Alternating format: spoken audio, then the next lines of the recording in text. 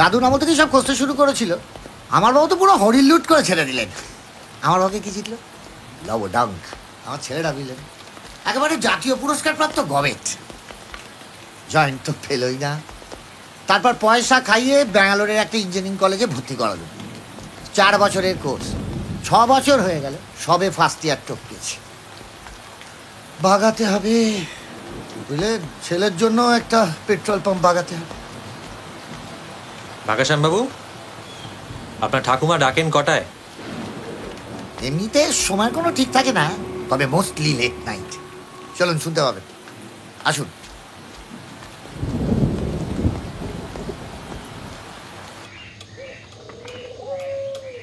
Yes, that's it. Red মার্কারির composition এরকমই হওয়া উচিত। সত্যি সত্যি যদি ডাইলিউটেড রেড মার্কারি পাওয়া যায় তাহলে সারা পৃথিবীতে একদম হইচই পড়ে যাবে। Exactly sir. আমরা সায়েন্টিস্টরা এতদিন রেড মার্কারির এক্সিস্টেন্স মানিনি, আমাদের কাছে মিথ মনে হতো। কিন্তু তুমি যেটা করলে না, আমি এখনো বিশ্বাসই করতে পারছি না।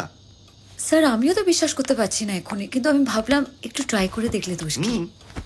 তাছাড়া স্যার আপনার এই বিষয়ে এত ইন্টারেস্ট বা নলেজ আছে, আপনিও চলুন না আমাদের সঙ্গে, খুব সুবিধা। নিশ্চয়ই যাব, দাঁড়াও 1 মিনিট।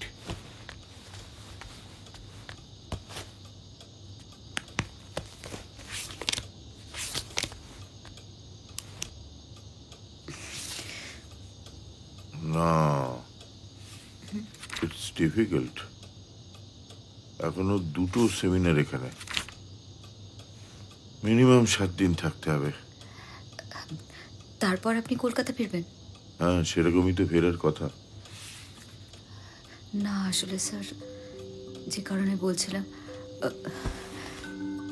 খালেদের কাছে শুনলাম প্রফেসর রাধেশ্যাম ধর, মানে যার কথা একটু আগেই আপনাকে বলছিলাম, উনি বলেছিলেন যে সত্যি যদি এই ডাইলিউটেড রেড মার্কারি পাওয়া যায় তাহলে তা নিয়ে যেন ভবিষ্যতে যুদ্ধের রাস্তা না তৈরি হয়, বরং সমাজের সব রকম মানুষের সমানভাবে কাজে আসে। স্যার সেই কারণে আপনার কাছে আসা। অবশ্যই অবশ্যই। সারা পৃথিবীর বিজ্ঞান মহলে আপনার যা পরিচিতি, আপনি নিশ্চয়ই এই বিষয়ে যা করা উচিত সেটা করতে পারবেন। নিশ্চয়ই করব। কোনো চিন্তা করো না ওটা নিয়ে, ওটা আমি নিশ্চয়ই দেখব। তুমি একটা কথা বলো তো আমার, খালেদের সঙ্গে তুমি কখন কোথায় মিট করছো? স্যার রঘুনাথপুর জঙ্গলের সামনে যে চেক পয়েন্ট আছে সেখানে। খুব ভালো কথা। আরেকটা জিনিস, তুমি আর খালেদ ছাড়া এই ডাইলিউটেড রেড মার্কারি সম্পর্কে আর কেউ কিছু জানে না? স্যার ব্যাস, আর কেউ যেন না জানে। খুব সাবধান। শুনতে পাই নীরবতায় কল্পলোক রূপ কথা, স্তব্ধ দিন